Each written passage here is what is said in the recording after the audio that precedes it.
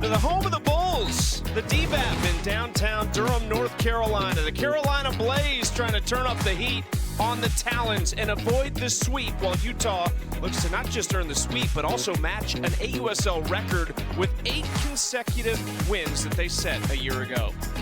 Alongside Amanda Scarborough, I am Chucky Kemp. Utah has done it with pitching. It's what they drafted. It's what they protected in the expansion draft, and they're looking for their 3rd consecutive complete game in this series. I am running out of adjectives to describe this Talons pitching staff because they are just elite, exceptional. I mean, you can insert any adjective you want right now with the way that they are pitching. Georgina Koric got the ball in game 1 and threw a complete game. It was her first start coming over from Japan and finally getting action in that Talons uniform. She went the distance in 8 innings and looked sharp in that 1-run win.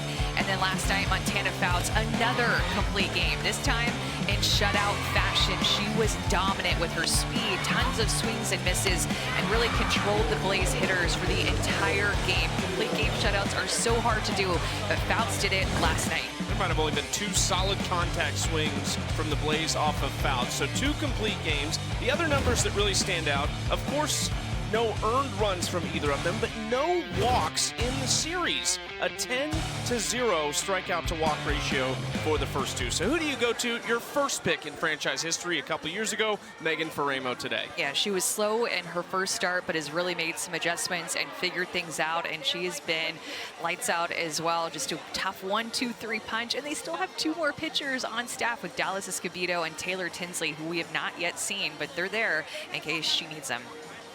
But first, we will see Alicia Ocasio, the 9th-year pro from the state of Florida, played at Florida, won a national championship there in 2015, having an excellent season after a little bit of a rough go last year. She's off to a great start, 1-0, a 2.42 ERA. Not a ton of innings, though, just 8 2/3. I'm really liking her command early this season. She has been sharp, attacking hitters. You said we haven't seen her a ton, but what we have seen of her, she's looked really sharp.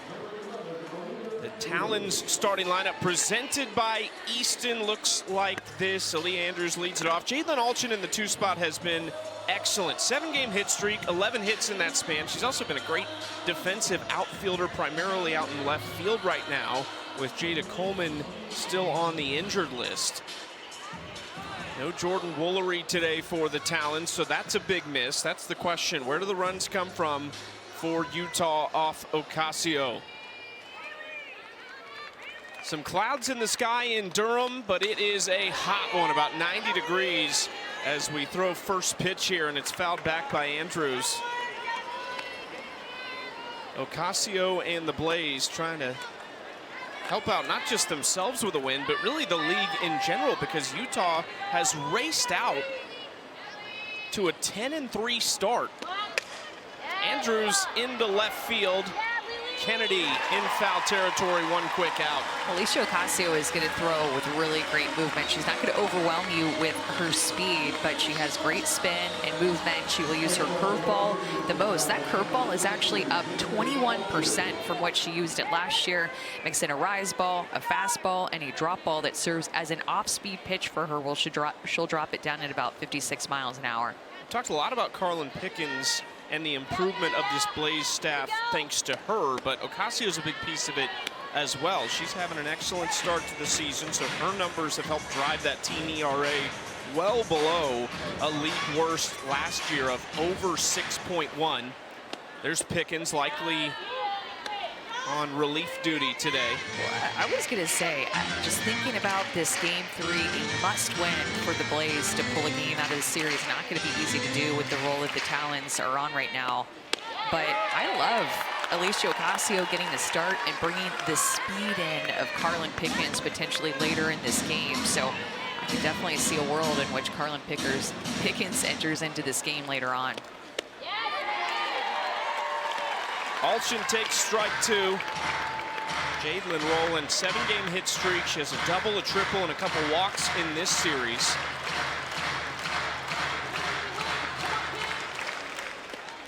2-2, tap back to Ocasio. She's one of the best fielders of her position. We'll also see her out in right field this year, and it's 2 up, 2 down. Like the way already she's attacking these hitters. What the Blaze need is a quick first inning, setting the tone in the circle, trying to find ways to score some runs today. It's been hard to do against the Talons. Now the rookie out of Arkansas, Kaylee Wyckoff, who takes strike one. One hit and a pair of walks in the series so far, also a sacrifice fly to drive in a run. Mentioned the struggles of Ocasio last year, 1-3 with an ERA just a tick under 8 in 30 2/3 innings. But when she went to the All-Star Cup, which will be played again this year in August, the leaderboard format, she was significantly better, had a sub 1.5 ERA in more than 23 innings pitched. So she did have some positives last summer. It just wasn't in the Blaze jersey. This is what she did in her first 3 appearances last year versus this year. Just massive improvement. Your ERA going from a 7 to what it is now. That's, I mean, she ended the entire year, Chucky, with a 7.99 ERA, and entering this game, it's at 2.42. So the entire year was just a bit of a struggle for her, not even just the first 3 appearances. This is driven to left. Kennedy goes back, and it's a 1-2-3 start for Alicia Ocasio, picking up right where she left off. It's an excellent beginning to the 2026 season for her. Fans in Durham are ready to go. They're ready to have a day as we go to the bottom of the first. A 0 put up by Alicia Ocasio. No base runners for the Talons in the top half. And now Aubrey Leach, who you just heard mic'd up, is leading things off against Megan Faremo.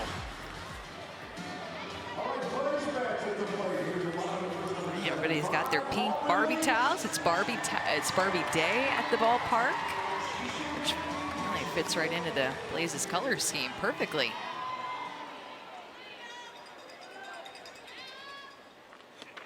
Faremo's first pitch bounces in to Leach. Let's take a look at the Blaze starting lineup presented by Rawlings. Reese Atwood in the 3 spot, quickly becoming a fan favorite here in Durham. Has a hit in 6 of the last 7 games. They need Leach and Kennedy to create some run scoring opportunities for the big swinging Reese Atwood.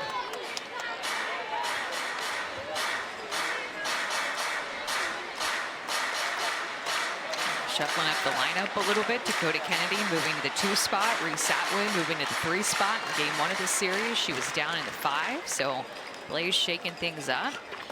Trying to find an answer to this Talons pitching staff. I mean, how big would it be if the Blaze could score early in this game? Just make a statement of trying to avoid the sweep today and just needing a win in the standings.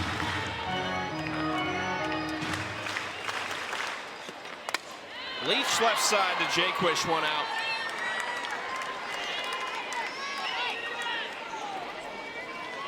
Megan Faremo in her 4th season out of Oceanside, California. Was 2-time Pac-12 Pitcher of the Year at UCLA. She was a freshman on that 2019 National Championship team. And after 8 earned runs in her first start against the Bandits, she has been lights out in her 3 appearances since. She's the type of pitcher that when she has a tough outing like she had against the Bandits, you know she's going to go to work in the bullpen, try to figure some things out. And what stands out to me mostly is some different pitch usage for Megan Faremo this year, using her drop ball significantly more. Something that Cindy Ball Malone, the head coach of the Talons, talked about with their complete pitching staff, going to that drop ball more and trying to keep the ball in the ballpark, working down the zone versus using the rise.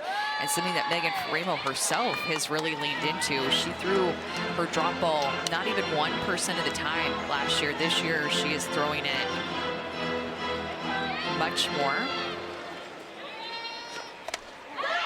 Kennedy just got a piece of that on a big swing and fouls it straight back. And she'll also work in her curveball, which she's known for, of course, her screw and her rise ball up in the zone. But that drop ball is a difference maker for her and a good pitch for her to settle in.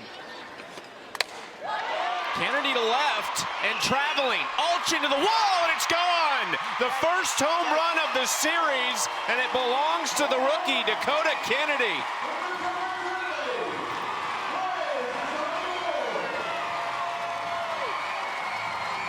And oh, how they needed it. Talk about needing to come out and score early, and this is one way to do it. This is a changeup, and Dakota Kennedy not fooled at all. She is on it, stays behind it, sends it the opposite way. Dakota Kennedy, a rookie who has been such an instrumental part of the offense to this Blaze team, gets him on the board first in the first inning after being shut out last night. Man, what a swing to get this crowd into it and just to send a message to the rest of the offense. We are going to show up and put runs on the board today.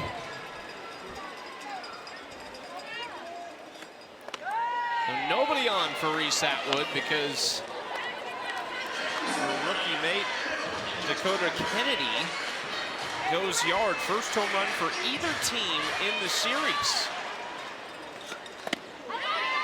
Ringo blows that past Atwood at 70 miles an hour.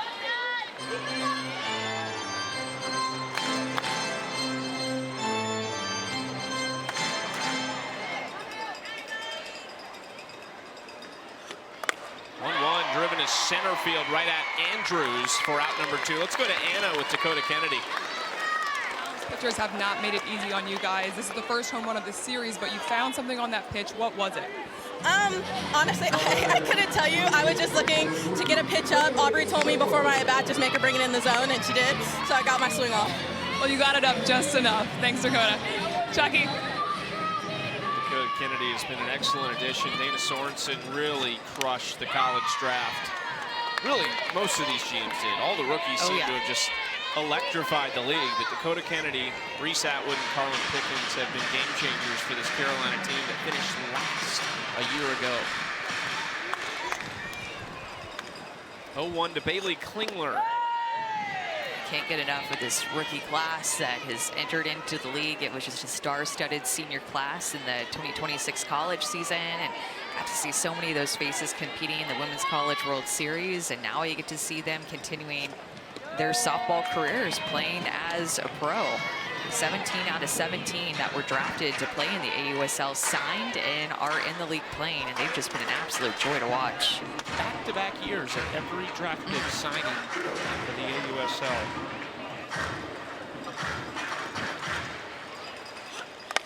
Another hard hit ball, but right at flipping at second. So just the one run comes across, but it's a big one for the Blaze. That one run feels like a bunch of runs with it following a shutout that the Blaze had to face last night. Dakota Kennedy, the rookie, gets the Blaze on the board. Alicia Ocasio, a great start in the circle. Now she's backed up by a run. Blaze giving their fans something to cheer about. A 1-0 lead after one inning here in Durham. Let's go down and check in with Anna Camden. Chucky, from frustrating injuries to late-night flight delays, the Talons have taken their fair share of punches this season. But looking at their record and standing in the dugout, you would never know. I've talked to multiple members of their staff, from athletic trainers to the head coach, and they all want to talk about one thing: how much this team loves each other. And from that comes a camaraderie that brings energy and high spirits. And there's two crucial players on this roster who have unfortunately found themselves injured, but have taken it upon themselves to make sure that the energy in this dugout is up to standard. Yesterday, I heard Brie Ellis look at her teammates and say, "You're fired and your contracts are ended if you don't bring up your volume." And Charlize Palacios has a favorite chant. Chucky, you've got one at home, so I know you're going to like it. Minions, tonight we steal the moon. We're going to get you up to speed, Amanda. Yeah, I'm definitely feeling left out. I would have to definitely get up to speed if I was in that Talons dugout. Just find all these little things to connect and create culture and have fun and stay loose, and that's just honestly such a big part of playing softball. I feel like is the energy that's created in the dugout, the dances, the chants, the fun. That's why a lot of people say that they like it more than baseball, because baseball is kind of boring in the dugout. In softball, we have so many different things going on in the dugout that make it fun. Charlize, Brie Ellis, and Jada Coleman all currently on the injured list. Hannah Flippen at the plate has spent some time on the injured list this year. So there's just some movement. There's some unusual sights that if you were tuning into a Talons game, you wouldn't think you'd see. Hannah Flippen is one of them at second base. Didn't play defensively when she originally came back off the injured list. Now is back in the field these last few games. But Taylor Beal, who they picked up for Hannah Flippen, but just remained with the team after another injury, is now their everyday shortstop, is what it looks like. I mean, you heard Anna mention it, but just what they've been through, you know, like, what does that mean? Well, it means that they've been through a lot of injuries to Jada Coleman, Brie Ellis, Charlize Palacios. That's your starting first baseman and power hitter in Brie Ellis, your starting center fielder in Jada Coleman, your starting catcher in Charlize Palacios, and then finally being able to get Hannah Flippen back, who was the starting shortstop, but then has now, since she's come back, been the starting second baseman. I mean, that's a lot for a team to go through and still find ways to win like they are in this 7-game win streak. Flipping grounds out. That's what they've done on this 7-game win streak, and this is with the hitting not really being there a ton in these last 2 games, but they're still hitting over 300 as a team. That would be a league best if it were for the season, and then the ERA is just ridiculous. A 1.26 ERA in this league is ridiculous. I mean, their ERA on the season is under 2, but you are facing the best hitters in the world. And thinking about how they won the whole thing last year. They were the AUSL inaugural season champions, and they had it above 3 ERA. This year, it's essentially cut in half with where they're at right now. In the air in foul territory, and Anna Gold stays busy over at third base. Again, the way that Alicia Ocasio is attacking the zone, getting quick outs, especially after they put a run on the board. It's so important for a pitcher to go out there and attack the zone and try to get some quick outs. Get your offense back into the dugout trying to score more. This is the hottest hitter in the Talons lineup, a rookie out of Georgia who was not drafted but is feeling like she's in the Jadlyn Alchin position of last year when Jadlyn was out of the reserve pool but played the majority of the season with this team. It was awesome as Gordon has another base hit. So Sarah Gordon, who didn't have a hit entering the series, she was 0 for 1 in 4 games played, hadn't started a game, has started all 3 in the series, and now has 5 base hits. And I think all of them are to the right side. She just sneaks us in down the line, gets it past a diving Bailey Klingler over there. She's also caught 2 of the best pitchers in the world. 3 now with Faremo today. So Coric, Fouts, Faremo, you've caught in 3 successive days. Montana Fouts said yesterday was the first time Sarah Gordon had ever caught her. There's Montana and Georgina Coric standing next to each other, the Game 1 and Game 2 starters for the Talons. Opposing lineups, hate to see them coming. Oh yeah.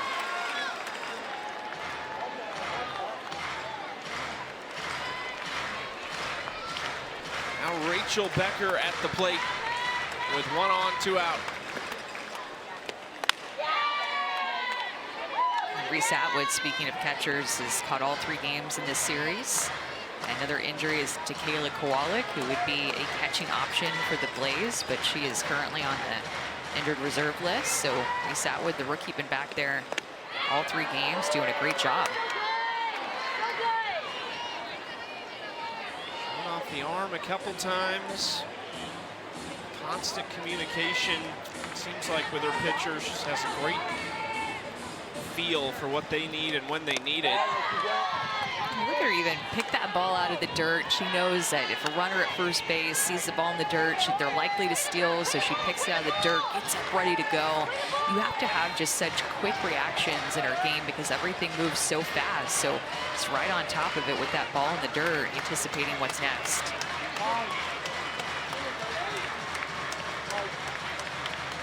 Becker has worked the count full against Ocasio.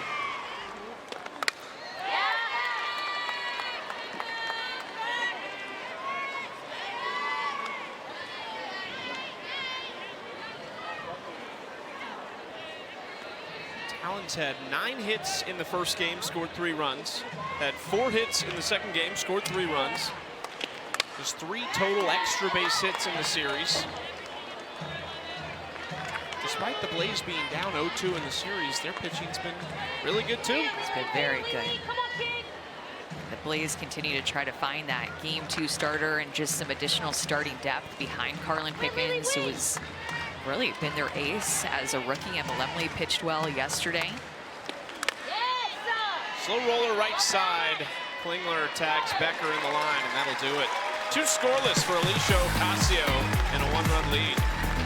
Cork was last year's AUSL Pitcher of the Year. Montana Fouts is likely the front-runner for this year's AUSL Pitcher of the Year. 5 starts, 5 complete games for Montana Fouts. The way that she has started this season is picking up where she left off in the championship whenever she threw a complete game in the finals as well. So 6 complete games in a row for Montana Fouts going back to the championship.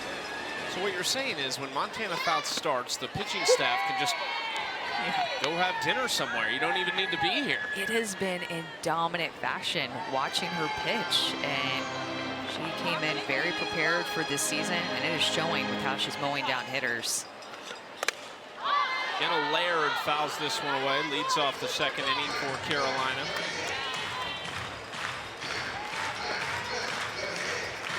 Laird, a third-year pro out of Missouri. She's a New York native from East Meadow, New York.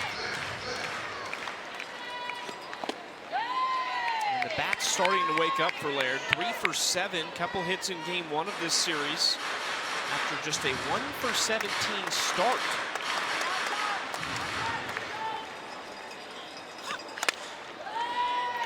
There's some hitters, I feel like, not just with the Blaze, but really on every team in the AUSL that I feel like have had a little slower of a start.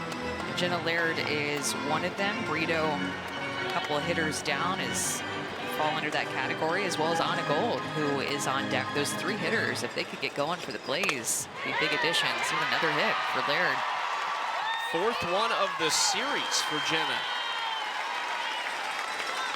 The Blaze trying to figure it out against the Talons pitching staff. This is what they've done. No earned runs so far, or at least entering this game. But the Blaze have been really good too. A .93 ERA. They have not given up much to this Talons offense. It's just that the Talons haven't given up anything at all. And that's been the difference maker in a 1-run game and then getting shut out last night in that 3-run game.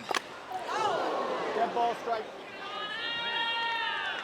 Gold fouled that back off herself. It took her helmet off, and it's just good to see that she is acting okay after that. She doesn't even want to talk to anybody. I think the trainer will insist that they have a conversation. Just really scary too, even if it doesn't hurt or doesn't hurt that bad. Just a rise ball up and in coming up that close to your face is gonna make you not feel great. Happy to see that hit where it did. Opted not to wear that face guard that some athletes choose to wear whenever they hit. She kind of dropped the bat like it shocked her originally, and then almost immediately grabbed it and was like, no, I'm good. And then Megan Faremo goes right back to that same pitch, and that is just not fair. But you know what? Anna Gold still swung at it after fouling off the rise ball into her own helmet. Now Faremo's ahead 0-2 after 2 rise balls.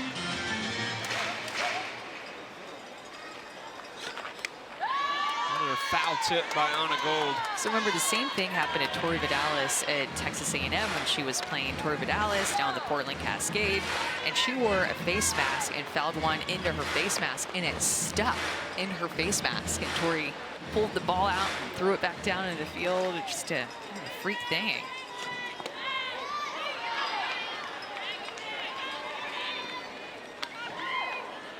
Did you wear the mask? I did not.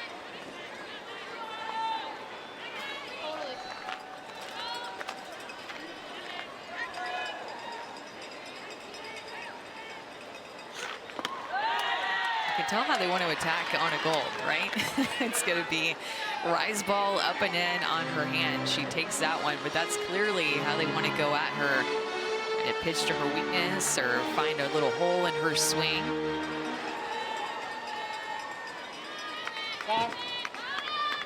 It's actually back-to-back New York natives in the lineup for Carolina.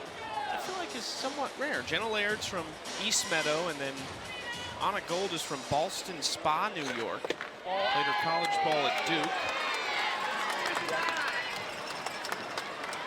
That's why she is, of course, a fan favorite here in Durham. And Blaze actually play their home games typically at Smith Family Stadium over at Duke, but this is the lone series they are playing here at the Durham Bulls Athletic Park. Gold fouls this out of play. So there she is, second most now. Mina Vega broke the career home run record. And then the AUSL Rookie of the Year last year. I mentioned she's from New York, threw the first pitch out at the Yankees game back in May. Certainly a special moment. Had quite a summer last summer being the Rookie of the Year. I felt like she could have easily been the Defensive Player of the Year with the way that she played third base last year and some shortstop. Just really took control of the left side of the infield for the Blaze and made spectacular plays. Her and Burrito are quite the combination on the left side of the infield this year for Carolina. Fans have made some really great catches in this ballpark. Coming up, showing to the ballpark ready. They are looking to make a play.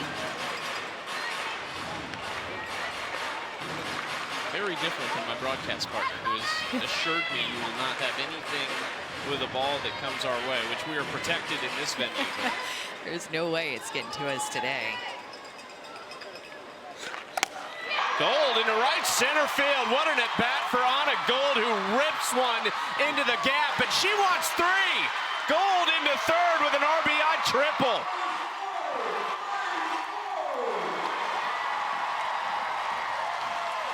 Okay, wait, do you remember how this at-bat started? Fouling a ball into her helmet? That was all those pitches ago. She got down 0-2 because of the rise ball, or 1-2 because of that rise ball, and fought and fought and fought. And Ferrero tried to go the curveball away a few times. She saw it several times in that at-bat, and finally gets one about a ball off the plate and still sends it the other way. She is thinking three all the way. She knows that it's going to score a run. Easily gets into third for a triple, scores Jenna Laird, who had been on with a single.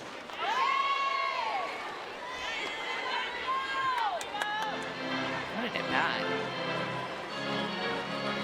Much better looking approach from the Blaze at the plate here in game 3 of the series. It's a spinner that just gets by Ferrero, and that's going to allow another run to score. Meg, back to me. Meg. Alyssa Brito will take it.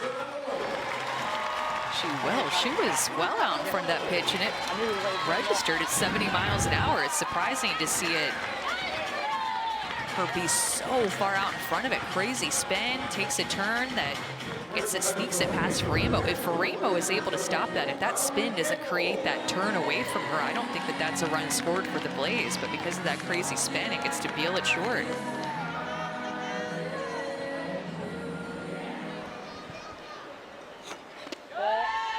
One out, nobody on. For a former USA Softball Player of the Year and Gold Glove winner, Valerie Cagle. It's a big swing through that for strike one. Cagle came out of Clemson, of course, where she was an excellent two-way player, now really just focusing on the offensive side of things. She actually enrolled at Clemson in 2019. The softball program didn't play their first season until 2020. And Cagle to left. Her first at-bat of the series is a homer.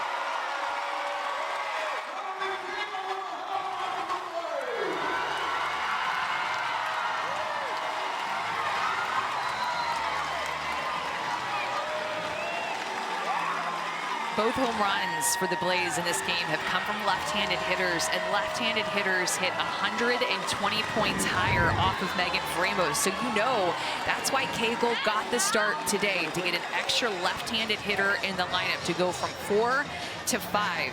And they needed this from the bottom of their lineup. Players like Laird and Gold, Brito, and now Cagle to step up and generate some offense. Top of the lineup had been getting it done. Now they're getting production from the bottom, and Val Cagle gets in on the action for her first home run of the season. That is going to force a pitching change.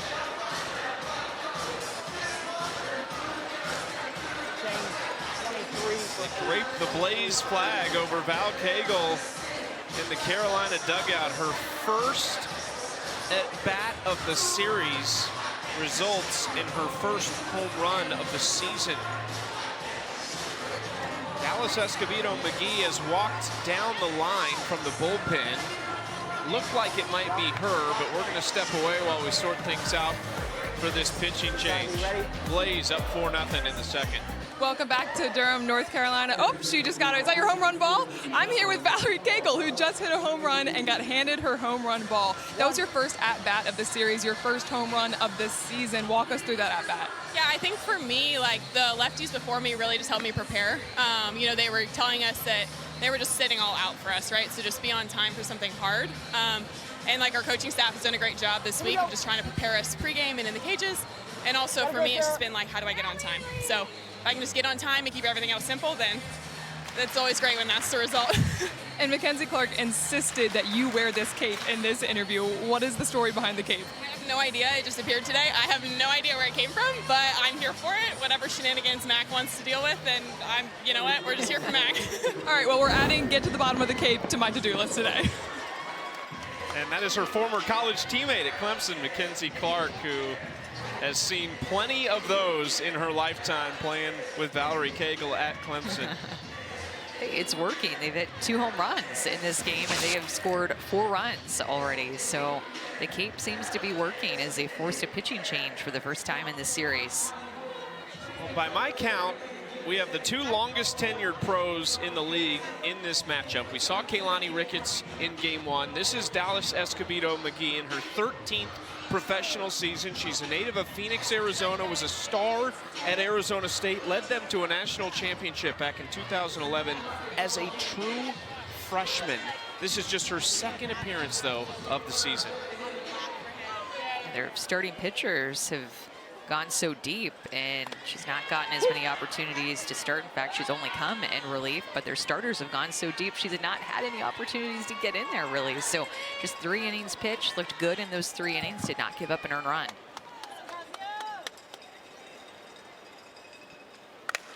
This is hit hard into left field off the bat of Ocasio, where Alchin tracks it down, and there are 2 outs in the inning. Dallas Escobedo McGee might have claims to the coolest bullpen thrown. The AUSL was in New York, and Dallas was one of the players there. They actually threw a bullpen in Times Square, and I want to say she threw it to Michaela Edenfield. And of course, on that same day, they got to witness an AUSL promo on one of the big video boards in Times Square. Oh my gosh, just epic moment after epic moment continues to happen in this league, and that was definitely one of them. I mean, I never would have thought I would see a softball player throwing a bullpen or just throwing it all in the middle of Times Square, but I saw with my own eyes it happened this spring. This is going to be close to playable, just into the dugout.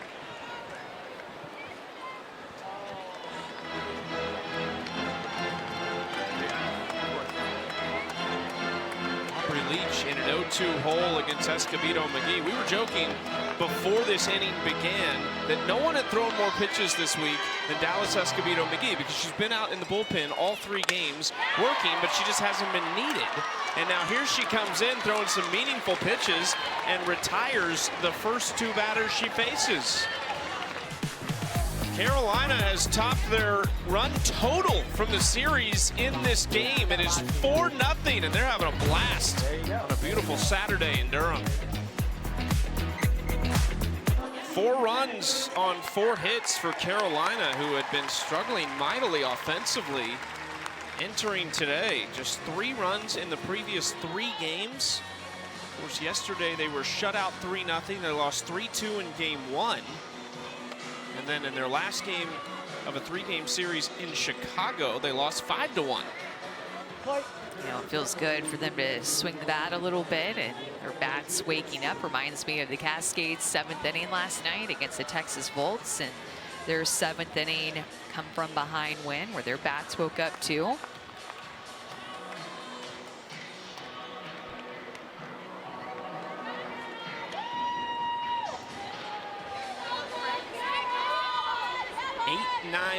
Due up for the Talons as Caroline Jacobson takes the first pitch over the wall. That had to feel good off the bat of Jacobson, who had an excellent 2025, but is off to a slow start in 2026. That's her 2nd of the season.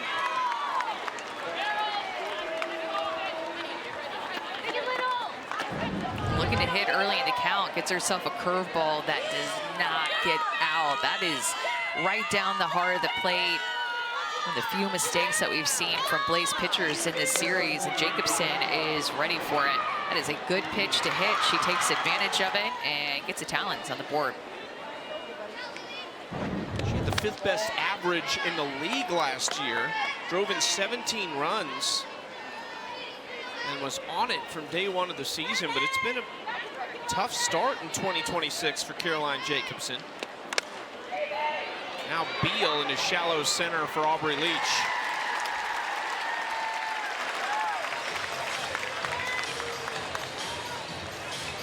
And Anna has Caroline Jacobson. Caroline, you guys needed that one. What were you looking for on that pitch? I was just looking to be aggressive early in the count, and we kind of have a plan coming into the game. We watch a little bit of film, know what we're looking for. Bree and Charlize are chanting Big Barrel as you come into the dugout. What is that from? That's just a nickname they've made up, and, you know, we're going to go along with it. Okay, thank you. Whatever works with a swing like that. That was a beautiful swing. You know that felt good for her. As mentioned, probably not off to the season that she wanted to have offensively, hitting under 100 coming into this game, but her 2nd home run of the season. Alchin into right, and it's caught by Mackenzie Clark. Well, that was just a ridiculously quick half inning, and we did get a run out of it. Caroline Jacobson, a solo shot. First full inning of work for Dallas Escobedo McGee. She will see 2, 3, and 4 for Carolina. Dakota Kennedy, 1 for 1 with a solo home run.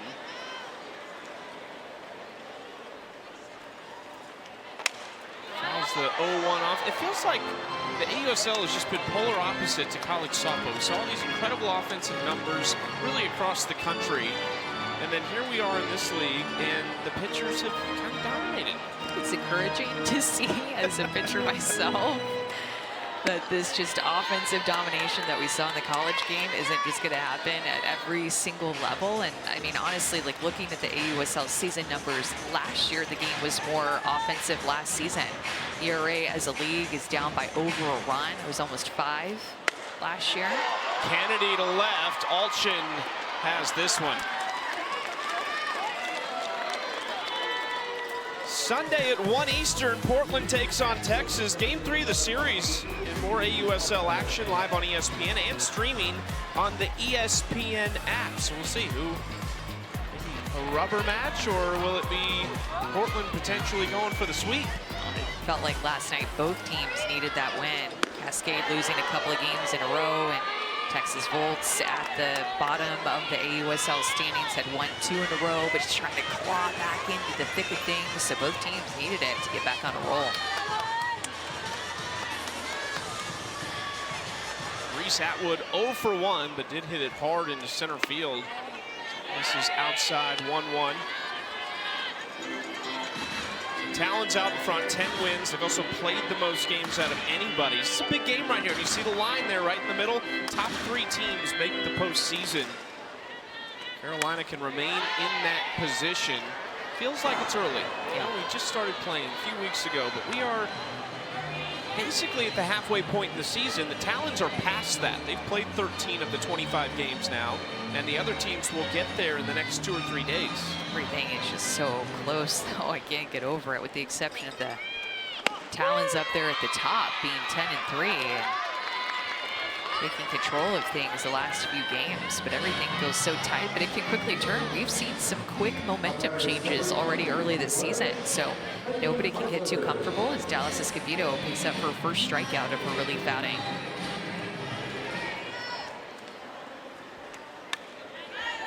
Klingler fouls that pitch back, strike 1.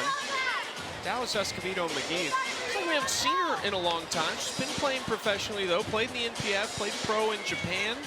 Was an Olympian with Team Mexico in 2020. Was a 3-time All-American at Arizona State back from 2011 to 2014. I mentioned led them to a national championship as a true freshman. How about these numbers as an 18-year-old in college softball? 37-3 with a 1.51 ERA. Has the #1 win percentage in ASU history.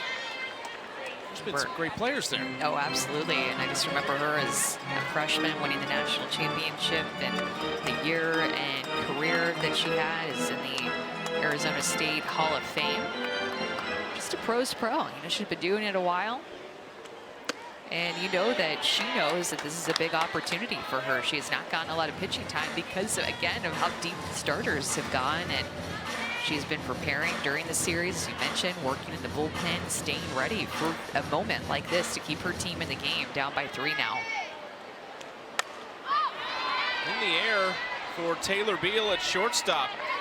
Dallas Escobedo McGee has seen 5 batters. She has sat them all down. And I hit up the braid bar one time in Chicago. I hit it up multiple times last year.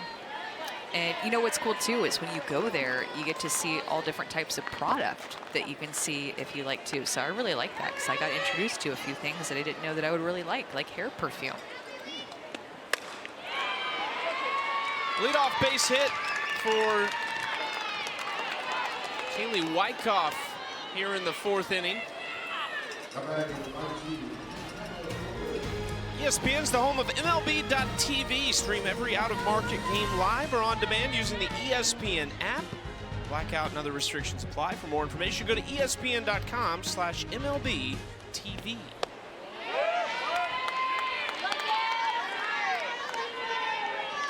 So Kaylee Wyckoff leads off the inning, 2nd hit of the series. And now Hannah Flippen trying to keep it going in the 4th.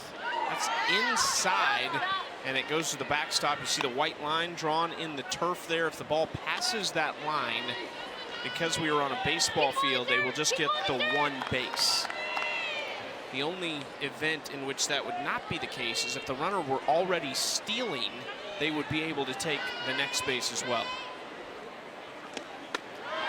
We'll see how this inning goes for Alicia Ocasio. She's looked good first 3 innings. We have double barrel action for the Blaze. Carlin Pickens getting loose. I really expect to see her, again, because of how well she complements and gives a different look to Alicia Ocasio.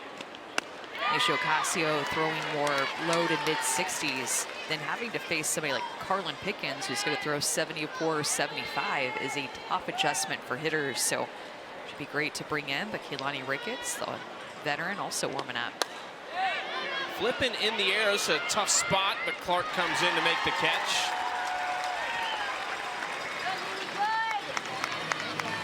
Forget how fast Mackenzie Clark is. It looked like Laird was going to have to track that down, but Clark came soaring in from right field and routine play.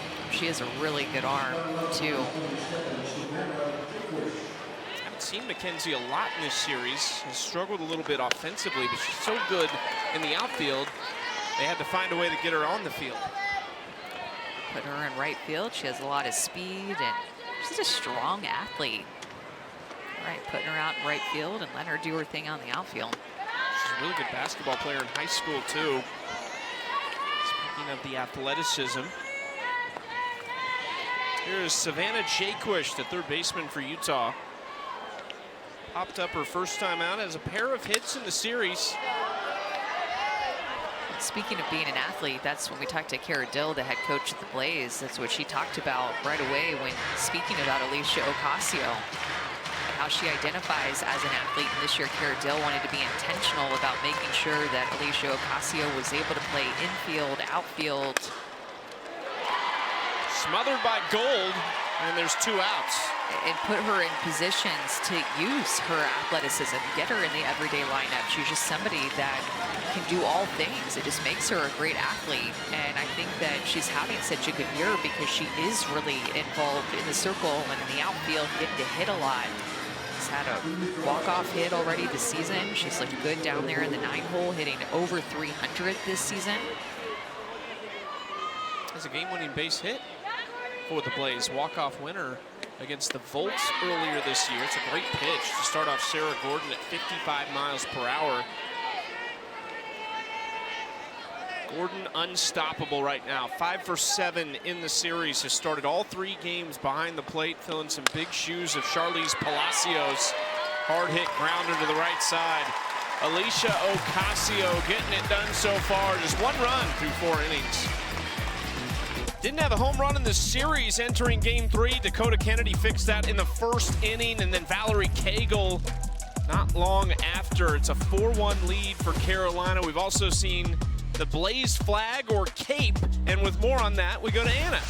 Well, I told you guys I'd get to the bottom of it, and I am now wearing the cape. Mackenzie Clark insisted on that, but she actually went and bought this herself. She used her 20% Athletes Unlimited discount, she told me, and has deemed it the new home run cape. So the Blaze dugout now has a new tradition every game. Well, and it came out at the right time because they hadn't homered in the first 2 games of the series. Second game, though, with multiple homers this season. You guys have any traditions like that at A&M when you were there? You know, back in my day, it wasn't quite a thing to have the home run traditions. And I actually don't think you could have props at that time because it was against rules. And, then things got a lot cooler and up to date. And so they started to allow that. So, no, we didn't. But we gave great high fives and supported each other. A great high five and a good job. Well done.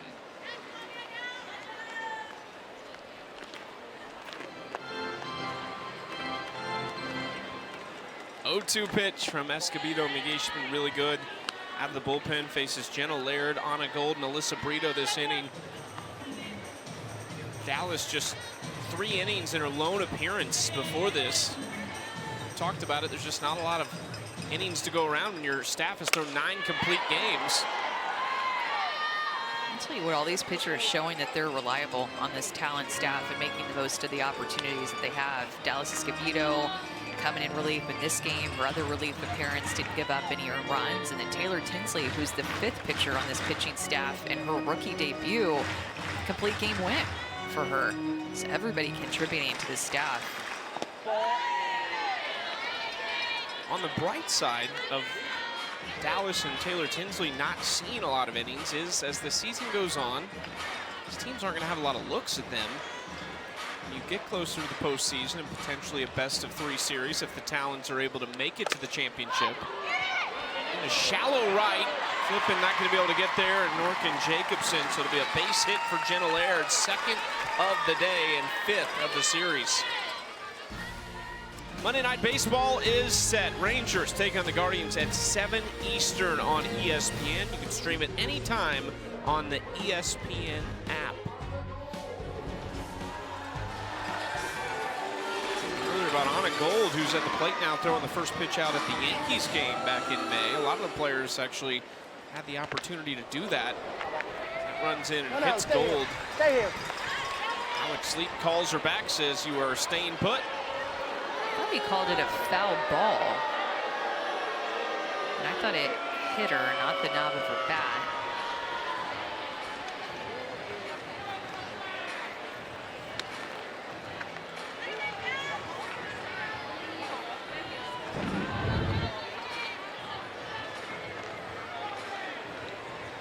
Hit her, but maybe hit her in that river area where you have to make an attempt to get out of the way, and this elbow kind of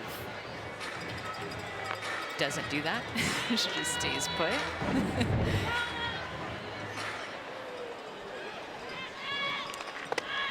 That was another strike. That one on the inside corner. Great location from Dallas. And so he actually, with that ball hitting her, was saying that her elbow was in the strike zone. That's a called strike pitch. I thought he had said foul balls, so even though she got hit, it's 0-2 count, and now a strikeout. Or maybe we're off up here. I think everybody is a little bit confused of what the count is, because I thought, So okay, so maybe it was a ball then. It was a ball then, yeah. So 1-2 count. Gold to right for Jacobson. Well, you were right in your explanation, I believe. It was just that we were misunderstanding exactly what was happening on the field.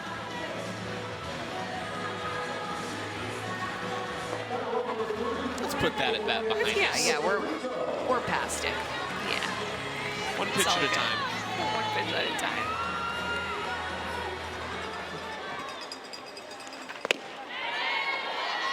Alyssa Brito, a vicious cut through that pitch, strike 1.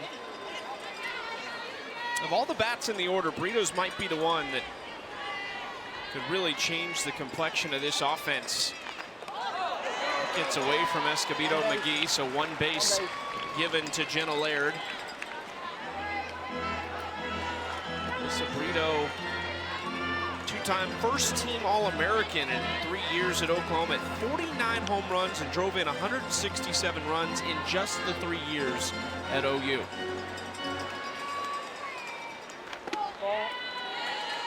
Two-one count. She is a run producer and could be a big difference maker for this Blaze offense if she could get going.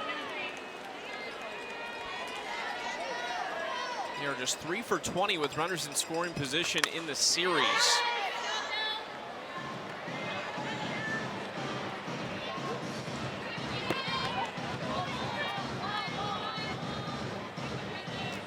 Had one of the highlights of this series when we had her mic'd up. We're talking to her in the field of all things about making coffee for her teammates. And in the midst of that explanation from Brito, she gets a chopper and makes an incredible play defensively. She skies this to shallow left for Beal. There's 2 outs. So let's take a look back to game 1 with Brito mic'd up.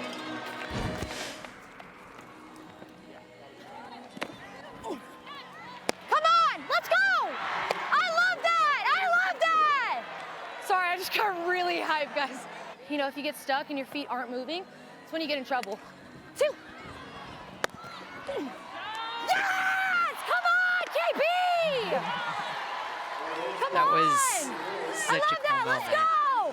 That's it. That's the juice. That's the juice. One of 2 top 10 plays for the Blaze in that game. The other one was Dakota Kennedy's diving catch out and left.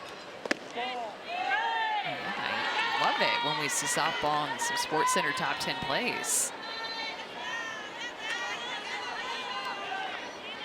Brito was number 5 on the SC top 10. Dakota Kennedy was number 7. You know, she handled all that so well. Multitasked, cheered for her pitcher, communicated what needed to happen, got some short hops, footwork at second base, talked about coffee orders, just did it all. That was an awesome soundbite. Popped up on the infield. Dallas Escobedo McGee continues to roll in relief for the Talons. We're through 4 here in Durham.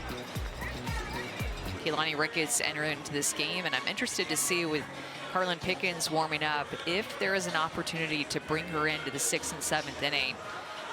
Sure, they want to bring in Keilani Ricketts for this left-handed matchup. There are 2 lefties due up, 7, 8, 9, the Talons lineup, with then 3 in a row at the top of the order in case they get there. Keilani didn't have her pitch comm device, so she had to go back to the dugout to get that. And so now we've got them, the 2 longest tenured pros in the league. I believe the other one would be Jalen Ford for the Oklahoma City Spark out of James Madison. But Keilani Ricketts in year 14 as a pro softballer. Just continuing to do her thing, be a unique look from the left-hand side. She hides the ball really well from that left-hand side, and you can tell too with the way that she releases it, it's unique. So for lefties and righties alike, it is a pitch that gets on top of them because they can't see it. Throws more down in the zone coming from the left-hand side. Not going to overpower you with speed, but spins the ball well down in the zone with her drop and drop curve. That last one foul tipped off Becker's bat and into the hand of Reese Atwood. An 0-2 pitch coming inside. And now you can see her hiding that hand well behind her. She's still trying to move her fingers and loosen it up, but that last pitch is so far back behind her trying to hide it.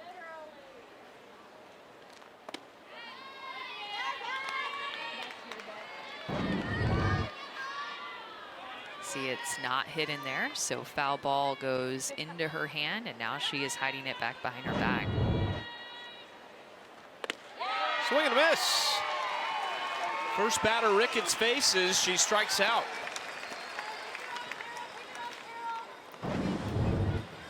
First strikeout for the Talons today. Drop ball inside, just gets on her hands, cannot get her barreled to that pitch. Kind of a higher drop ball, tricky pitch to hit for a lefty.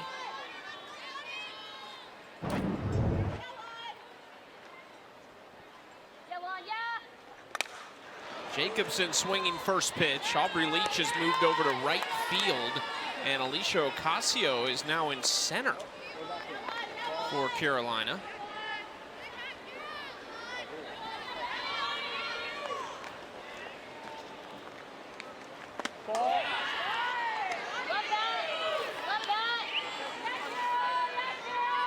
Carolina has so many different options for their infield and outfield. Somebody like Aubrey Leach or Bailey Klingler, who we saw play right field earlier in the series. Just a lot of different versatile, athletic players.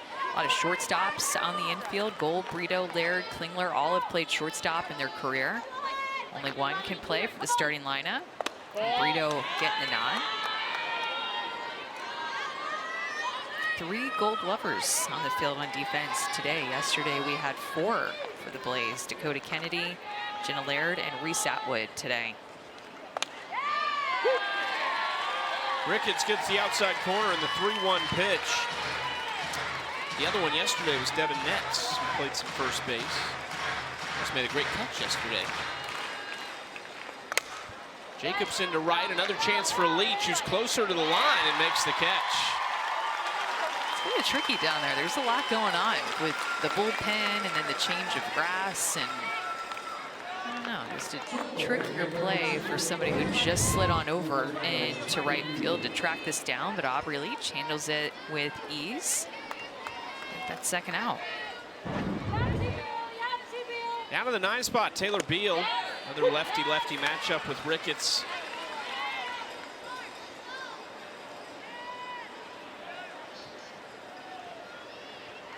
Beal hit .278 through her first 7 games with the Talons, but has struggled offensively in this series. 0 for 7 with a walk.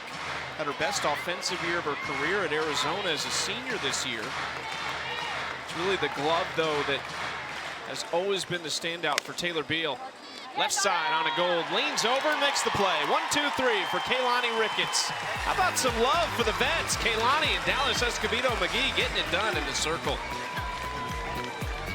What Aubrey did the first 5 games, a little bit of a slow start, rare for her, but starting to pick up steam. She's been on base a lot. She's actually due up second this inning, I apologize. Alicia Ocasio leads it off, 9-1-2. I'm really cheering on Jenna Laird, who has 5 hits in this series. She came in with just 2 hits to her name. They're turning it on, moved up in the order. Some balls to fall.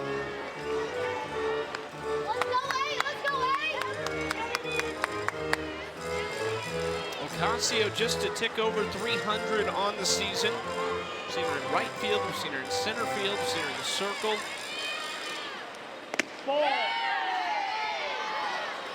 Just missing from Dallas, who's just looked like she's been locked in. 2 2/3 for Dallas Escobedo McGee. 1 hit, no runs, no walks, and a strikeout. And again, there's Sarah Gordon back behind the plate, just taking over the catching duties in this series this weekend, catching all these different pitchers and doing it seemingly with ease. Small target back behind the plate. She's not staying very tall.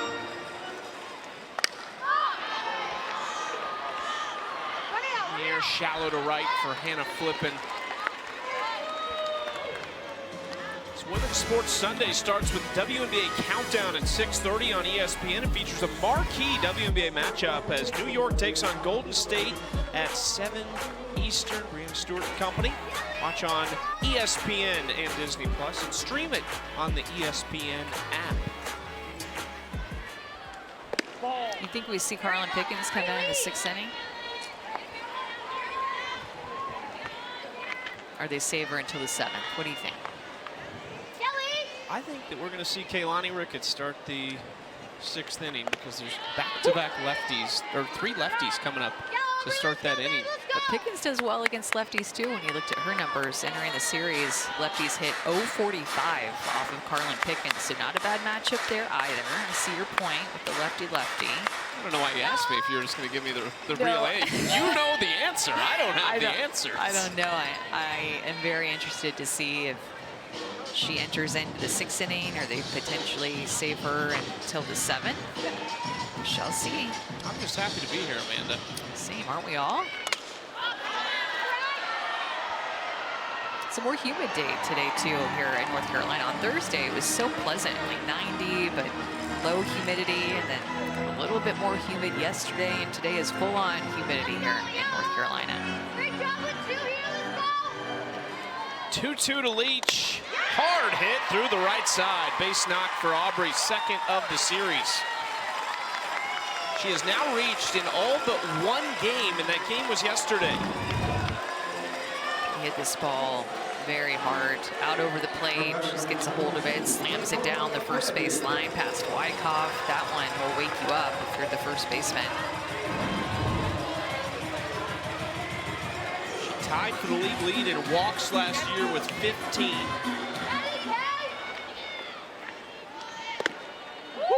Catches the corner against Dakota Kennedy, strike one.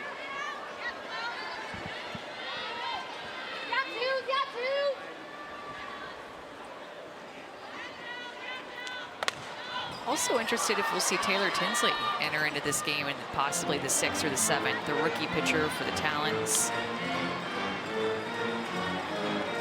who is in a completely different role than what she faced at UCLA, where she was the only pitcher getting to pitch on this pitching staff. Is complete change for her. Taylor Tinsley went from throwing every single pitch from the beginning of Super Regionals to the end of their run in the Women's College World Series. That's 5 games. She threw every pitch, including that extra inning loss to Texas Tech in the Women's College World Series. All 9 innings, 181 pitches, as Beal goes to the ground to keep it on the infield, but it'll be a single for Kennedy. I just think they're starting to hit her a little bit harder, and that's why it brought Taylor Tinsley up. Put some good barrels to these pitches. Great effort by Beal just to try to do something with that.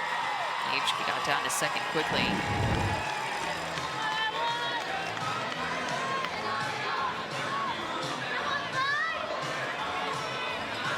First and second, one out for the dangerous Reese Atwood.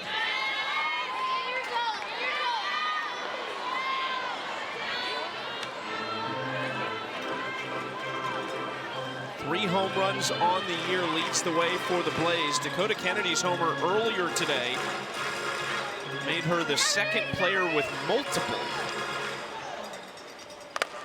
And Reese sends it up the middle. Leach going to be sent home, and she will score.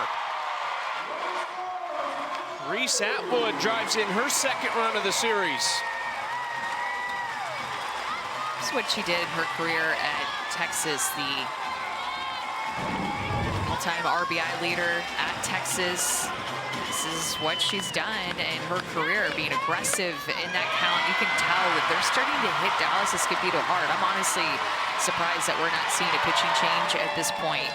3 hard hit balls in a row at the top of the order, and now Klingler coming up with a chance to do more damage, and Blaze are up by 4 runs. 86 re-enters and runs for the DP. I just think, too, that this would just be a good situation with how in control the Talons have been to give your rookie pitcher a chance to come in relief. If the Talons lose this game, okay, well, they're on a 7-game win streak. They've been at the top of the standings, but a really good time to get your rookie pitcher in. Klingler turned on it, but it's foul. These swings that they're getting off, they just look different. Tinsley jogging back out to the bullpen for Utah. Staying loose to potentially enter this game. The time's taking a little bit too, because if Klingler keeps it going, the potential winning run is on deck right now in a walk-off scenario. There's Taylor Tinsley. 1 professional appearance was a complete game shutout of Texas. Klingler underneath it to left, and that'll be the second out of the inning.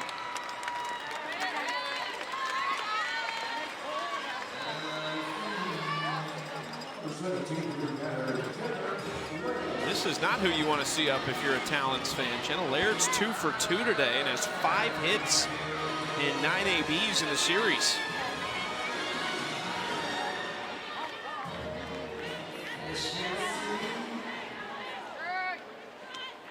I like how they play the music here right up until the pitcher sets. I like that. It keeps the energy going. Kind of reminds me of the WNBA game that we were at where they're playing music while they're playing. I like that. Keeps the energy up. Vibes are high. Vibes are high. This is a great crowd today, too. This is the best crowd that we've had out of all 3 days. Saturday, getting outside, going to a game. They've been great hosts here at the Durham Bulls Stadium. Just trying to take it all in. This atmosphere has been awesome. We're surrounded by buildings. Fantastic crowd. It's a very intimate setting here. Even though it's a bigger park because it's a minor league baseball stadium. Escobedo McGee does a nice job to get out of the inning. Just one run across. 5-1 Blaze after 5. Welcome back to Durham, North Carolina. It's the Talons Blaze, and the Blaze have the lead in this one, but the Talons, including Jadlyn Alchin, are going to be looking to change that. And Jadlyn Alchin has been such a huge piece for this Talons team, both offensively and defensively, and she's got a little hobby that helps her stay loose before these games. She hacky sacks. She told me she's got over 4 that she always travels with and has been doing it for years, and of course she's gotten her teammates involved with it as well. But she told me she has moments where she just can't believe that this is success and career is happening for her, and the little things like hacky sack keep her loose, grounded, and enjoying it all. And Amanda, I know that you said hacky sack is a big thing in softball. Is that ever something that you utilized? Yeah, so we'd play it pre-game, get in a little circle down the line of the outfield somewhere, and play a little hacky sack. Is that something that you've ever played before, Chucky?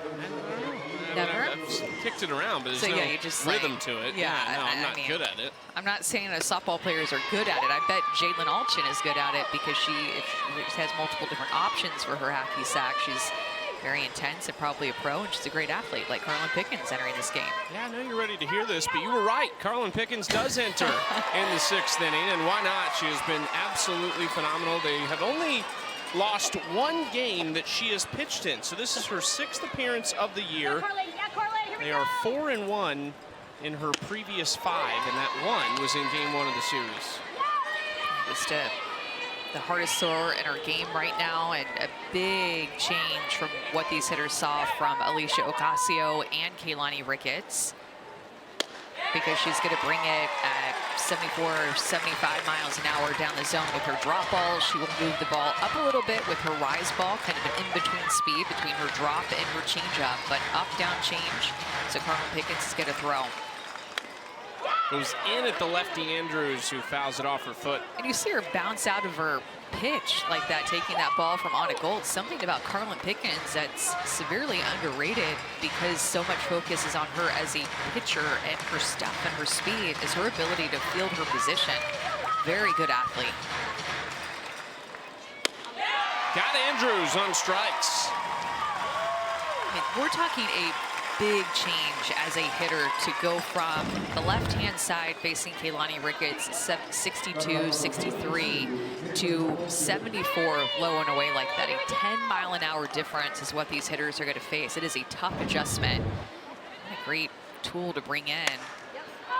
Carlin Pickens, I believe she got the start in game 1. Looked great.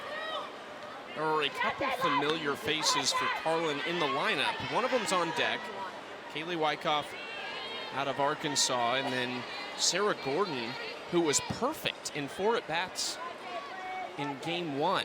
Had a ton of success off Carlin, and she's a rookie out of Georgia. So there's some SEC familiarity there with Wyckoff and Gordon. The rest of this crew has probably not seen a ton of Carlin Pickens and that velocity.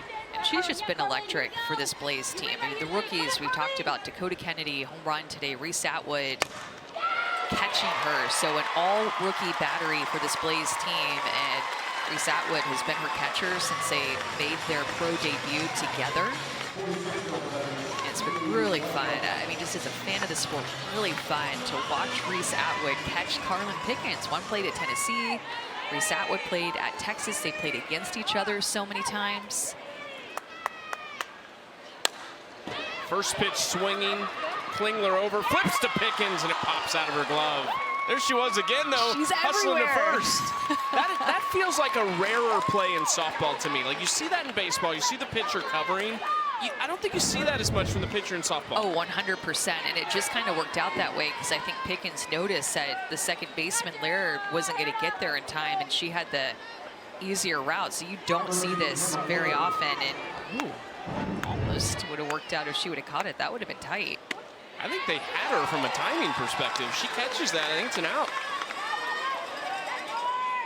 Not one really that you work on at practice either. You know, it's kind of one that just naturally, organically happens in a game. There's that changeup. So 66 miles an hour for her changeup. 64 to 66 is where she'll throw that pitch.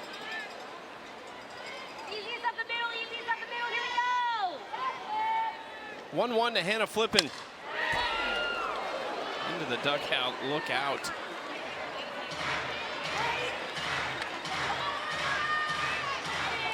Flippin 0 for 2. Still trying to get her bat up and running in this 2026 season.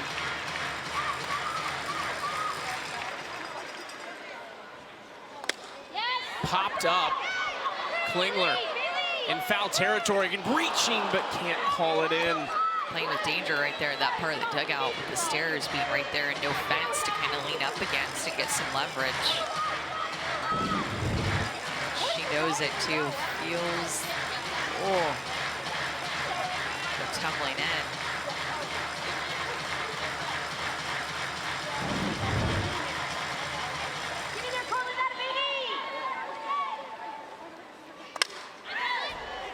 Foul ball into that Talons dugout off the bat of Flippin. She's throwing harder today, Chucky. In game 1 on Thursday, she wasn't throwing with her top velocity. She was only a couple 77 showed up, but just on the regular, it was 72, 73 on the radar gun. Ooh. Inside, it sounded like it got Flippin, but she said, I don't know how it didn't hit me. You couldn't read her lips. I don't know how that didn't hit me.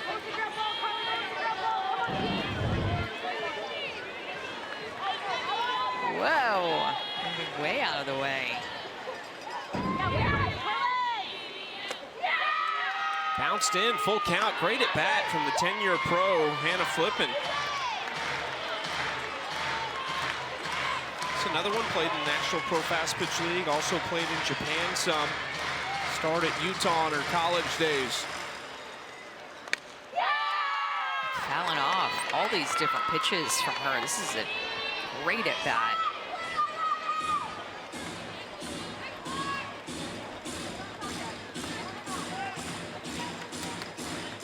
Where does Pickens go?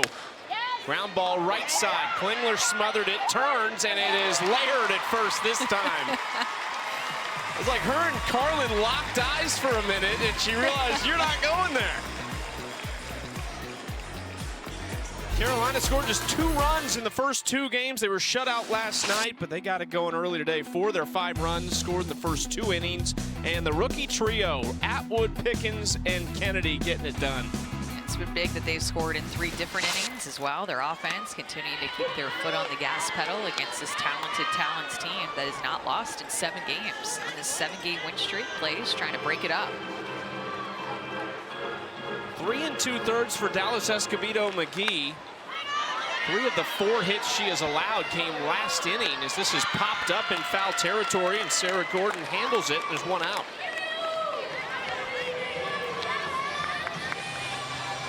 Thought we might see Taylor Tinsley just to get a little work here, but Dallas Escobedo McGee back in the circle. Why not? She's been excellent so far. I really like the way that she's come in relief and only giving up just the 1 run. She came in relief of Megan Primo all the way back in the 2nd inning and shut things down. The first 5 hitters that she faced, she got outs.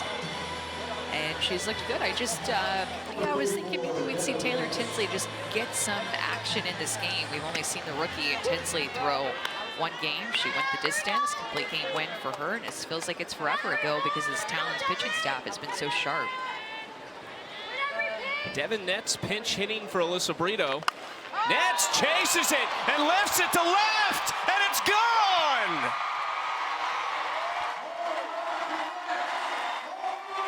That was up, but Netz went and got it.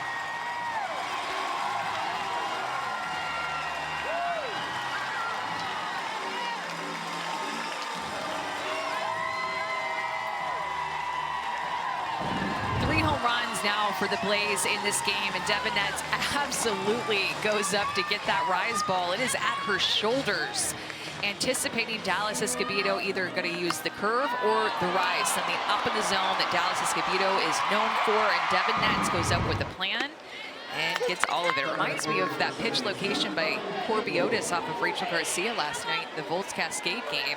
Rise balls are getting hit hard in this league. Drop ball is being used more. Val Cagle hit a home run in her first at bat of the weekend. Nets hits one in her first game this weekend. She's with Anna. Yeah, Devin, you kept the momentum going for your team. Take us through that at bat. If anything, my head coach told me, can you get on top of the ball? And I said, sure, why not? Let's do it. So that was my plan going into this, is to get on top of something, drive something through, and that's what I did. Awesome. Thanks, Devin. Her first AB of this game, I should say. We've seen Nets this weekend, but that was the first time at the plate today. Having the plan, trying to get on top of something. There's the cape again. We've seen it 3 times today. Mackenzie Clark was really onto something when she went to the store with her own money, 20% off coupon, and bought that cape, aka flag. You know it's not going anywhere after this game. It is in for the long haul when you put up 6 runs after getting shut out last night and just struggling offensively to put some runs on the board. Popped up on the infield. This could do it for the bottom of the 6th, and it does. Wyckoff is there. That is out number 3. One more insurance run for Carlin Pickens and the Blaze. And the last chance for Utah.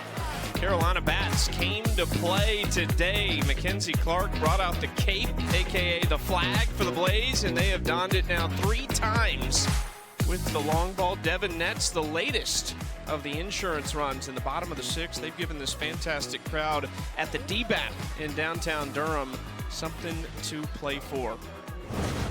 It's a beautiful stadium, beautiful setting for this weekend's series between Utah and Carolina. Now Carlin Pickens 3 outs away from them stealing a game in the series and avoiding the sweep, and an important game at that. It'll put them at 6 wins. It'll keep them in 2nd place in the AUSL, at least for today.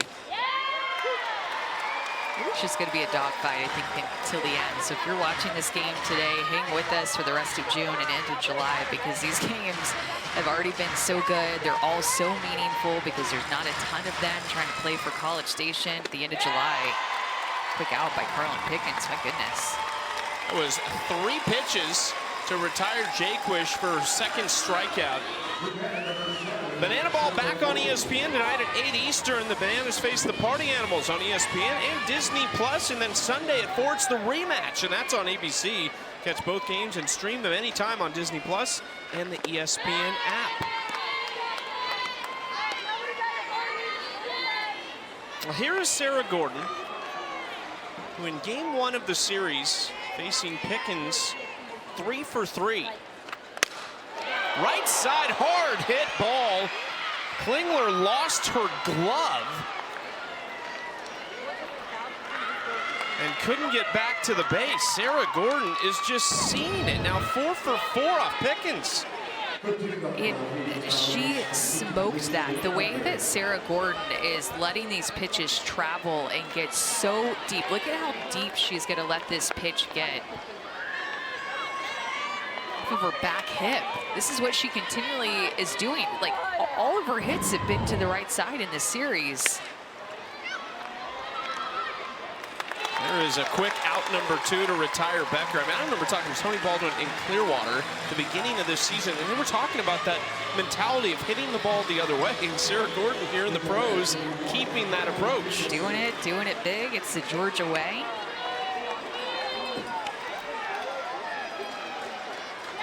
Last chance for Utah on a 7-game win streak, 1 shy of their record they set last year, winning 8 consecutive games.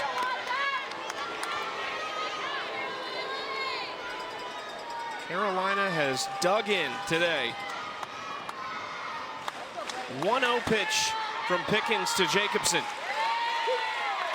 What a pitching combination, too. I mean, they got a great start from Carlin Pickens in game 1, ended up losing it. ended up losing. Great start from Emma Lemley in game 2. A quality start from Alicia Ocasio in this one. The Blaze pitching depth has really shown through in this series as well, despite losing the series to win this game today. We've seen every arm they have except Devin Netz, and they've all had productive outings. Pickens, just a tip of it from Jacobson. She was headed to pick up her rosin bag. She knew that pitch out of her hand was going to be a strike, and if she could just locate that pitch, she would get her way out in front, and Jacobson does just enough to foul it off.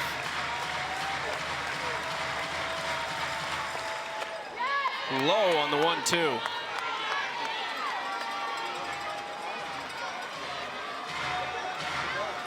This is a big one, too, for Carolina, because they're about to hit a massive road trip. They'll go to Oklahoma City next, and then they will travel to Salt Lake City for the rematch. 2 games there. They'll go to Portland and then to Texas. They spent 3 weeks on the road. And some hot locations. Back to Pickens, casually, fires to first. An impressive Game 3 win for Carolina.